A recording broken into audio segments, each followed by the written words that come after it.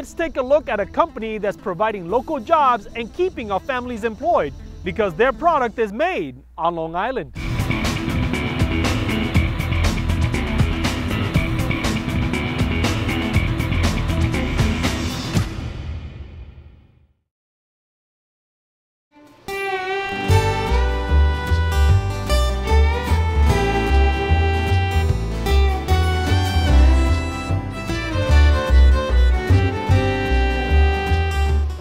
Potato chips actually is the history of our potato farm.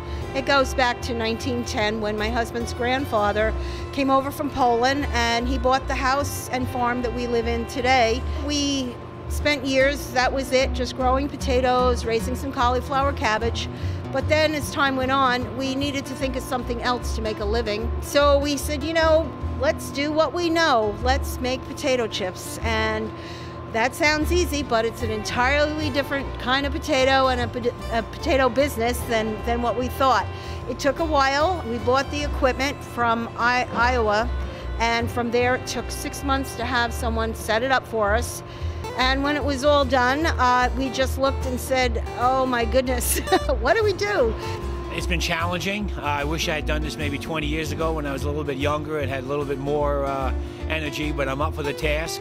It's still the difference between the potato chips and the farm is quite drastic, whereas on a potato farm it's somewhat status quo and just lucky to hold on, whereas potato chips you can see that there is some potential, and it's for us to find and realize all of the potential.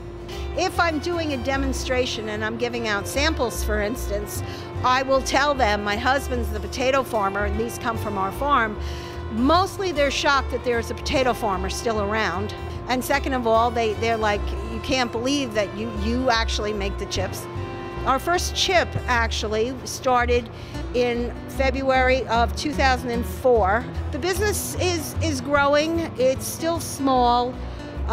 You know, there's challenges, the economy and distribution and all of that. But what's really phenomenal to us is the buy local and people who want to support their local farmer. We use sunflower oil exclusively. We looked at the specifications on it, and it's as healthy as olive oil and canola oil.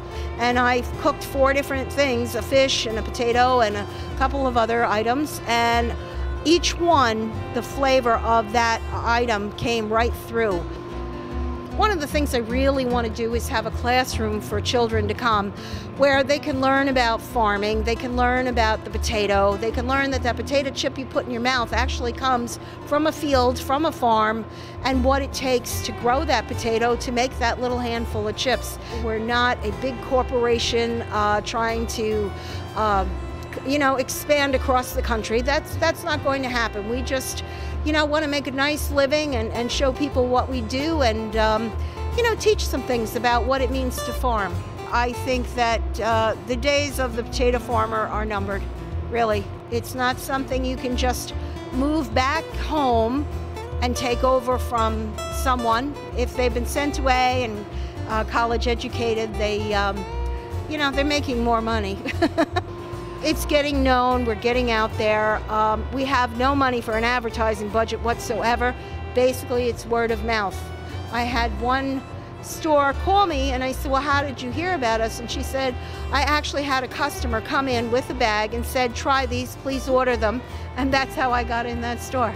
You know, when you're trucking cauliflower from California to New York, so to speak, it takes a beating. So we try to stay, you know, as local as we can, get the best product and the freshest product. I mean, mine is made here today, and tomorrow it's on somebody's store shelf. You can't beat that.